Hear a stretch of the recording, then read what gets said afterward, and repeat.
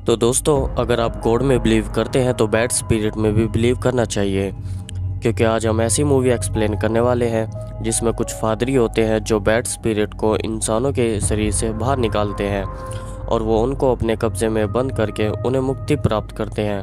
तो ऐसी मूवी हम आज एक्सप्लेन करने वाले हैं जिसका नाम द पोप्स एग्जॉर्सिस्ट है। तो आगे बढ़ने से पहले आप मेरी वीडियो को लाइक कर दो और अगर मेरे चैनल पर नए हो तो मेरे चैनल को सब्सक्राइब कर लो और बेल आइकन को प्रेस कर लो ताकि जल्द से जल्द नई वीडियो आपको मिले।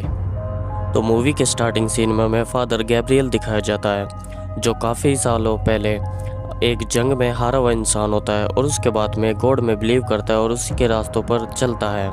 तो हमें दिखाया जाता है कि गैब्रियल एक लड़की के पास जाता है जिसके भाई को शैतान ने कब्जे में कर रखा होता है और वह उस लड़की से बात करता है कि तुम्हें प्रेयर करनी आती है तो अपने भाई के लिए तुम्हें प्रेयर करनी होगी और कुछ भी हो जाए, कोई भी रीज़न हो, तुम्हें रुकना नहीं है, प्रेयर करते जाना है। तभी हमें उसका भाई दिखाया जाता है जो शैतान के कब्जे में होता है। इसके अंदर से शैतान को निकालने के लिए गैब्रियल इसके पास आता है और उससे बातें करने लगता है कि अगर तुम असलियत में इसके अंदर घुसे हुए हो शैतान, तो मेरा नाम बताओ कि मैं कौन हूँ और अपनी शक्ति दिखाओ। तभी एक सिंबल दिखाया जाता है जिससे बैड स्पिरिट को कंट्रोल में किया जा सकता है। ये गॉड का सिंबल होता है जिससे पता लग जाता है कि शैतान के फेस के आगे, आंखों के आगे इधर से उधर लेफ़्ट राइट करके पता लग जाए कि इसके अंदर शैतान है नहीं। तभी वह उसे उकसाने लगता है और एक सुअर भी ले आता है और जब भी वह गुस्सा होने लगता है तो वह अचानक से उस सुअर के ऊपर गोली मार देता है, क्योंकि जैसे ही शैतान इंसानों का शरीर छोड़ता है और जानवर में आ जाता है और उस जानवर को मार दिया जाए तो शैतान को मुक्ति मिल जाती है। तभी हम देखते हैं सुअर को मारने के बाद में कि गैब्रियल उसे आज़ाद कर देता है और दूसरी जगह में जूलिया दिखाई जाती है जो अपनी फैमिली को लेकर जा रही होती है क्योंकि उसके हस्बैंड की डेथ हो जाती है। और वहीं हमें उसकी लड़की दिखाई जाती है जिसका नाम एमी होता है। ये अपने फादर को लेकर काफ़ी अपसेट थी और यहीं उसका दूसरा भाई दिखाया जाता है जिसका नाम हेनरी होता है। इसी लड़के के ऊपर शैतान का कब्जा होने वाला है, लेकिन किसी को ये नहीं पता कि वह कैसा शैतान है, क्या होगा।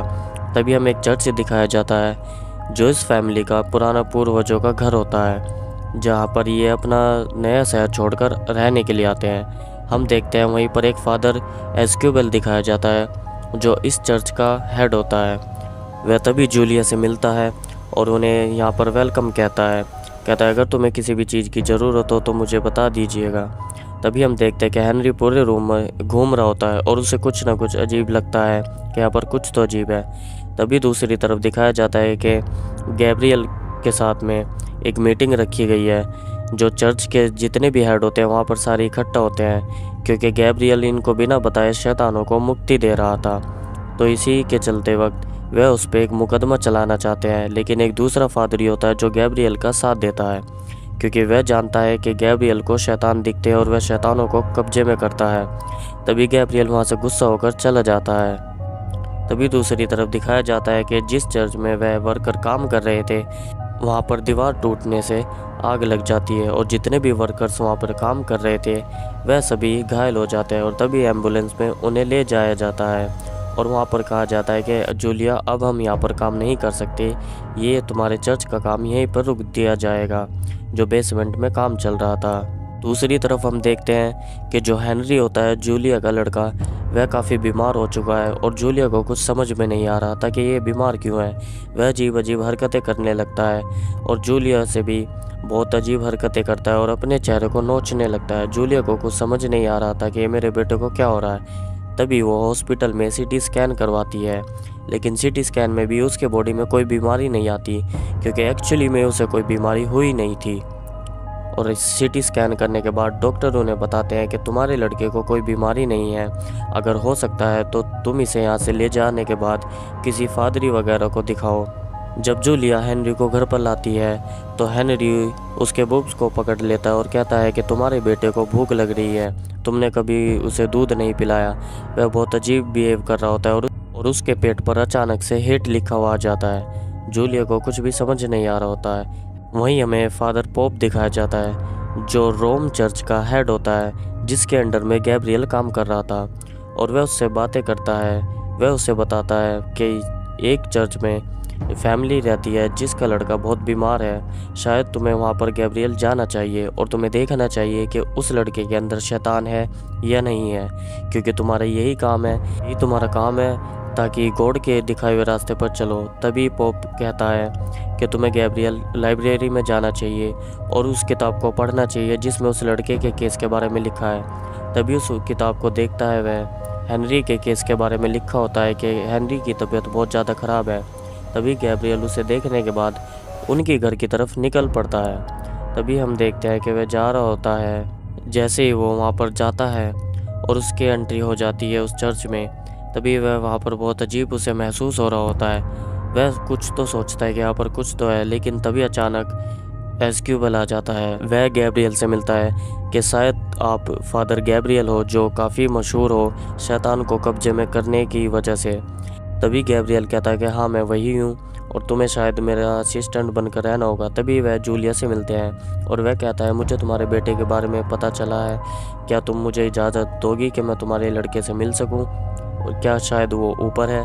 तभी जूलिया कहती है ठीक है, तुम मेरे लड़के से जाकर मिल सकते हो, पता नहीं उसे क्या हो गया है। तभी वह उसके पास अपना सामान लेके जाता है और अपने सामान को खोलने लगता है और वह गॉड के सिंबल को भी निकालता है, क्योंकि वह चेक करना चाहता था कि उस लड़के के अंदर क्या है। तभी उससे बातें करने लगता है। वह सोचता है कि यह दिमागी हालत से बीमार है, इसके अंदर कोई शैतान नहीं है। और वह लड़का उसे कहता है तुम यहाँ से चले जाओ, नहीं तो मैं तुम्हें जान से मार दूंगा। तभी वह देखता है गैब्रियल उस सिंबल को निकालने के बाद उसके आंखों के आगे लेफ़्ट राइट करता है, क्योंकि वह देखना चाहता है उसके अंदर रियलिटी में शैतान है या नहीं। तभी वह उसके आंखों के आगे जब लेफ़्ट राइट करता है, तभी उसकी आंखों में से शैतान की आंखें भी लेफ़्ट राइट होने लगती है। और ये सब देखकर गैब्रियल बहुत घबरा जाता है, क्योंकि वह बहुत ताकतवर शैतान ने उस लड़के को कब्जे में कर रखा होता है और वह उससे डरने लगता है, क्योंकि हेनरी के अंदर जो शैतान था वह काफ़ी ताकतवर था और उसके बारे में वह सब जानता था। वह गैब्रियल को डराने लगता है कि अब यहाँ पर जितने भी लोग हैं वह सब के सब मारे जाएंगे। और वहीं पर हमें जो गॉड का क्रॉस दिखाया जाता है वह गिर जाता है। गैब्रियल का सामना ऐसे किसी शैतान से नहीं हुआ था। तभी वह उसके मन में झांककर और उसे वही डर दिखाने लगता है, क्योंकि इस स्टोरी का थॉट्स यही है कि जो भी तुम्हारा पाप है वो तुम्हारे आगे आएगा। तभी उल्टी के ज़रिए उसके मुंह से एक चिड़िया निकलती है जो मरी हुई होती है। शायद ये वही चिड़िया है जिससे हमें पता लग सकता है कि गैब्रियल ने जो पास्ट में पाप किए हैं उनके बारे में पता लग सके। तो गाइज़ ये मूवी मैं आपको पार्ट 1 और पार्ट 2 में एक्सप्लेन करने वाला हूँ। ये पार्ट 1 है। अगर आपको पार्ट 2 जल्द से जल्द चाहिए तो मेरे चैनल को सब्सक्राइब लें।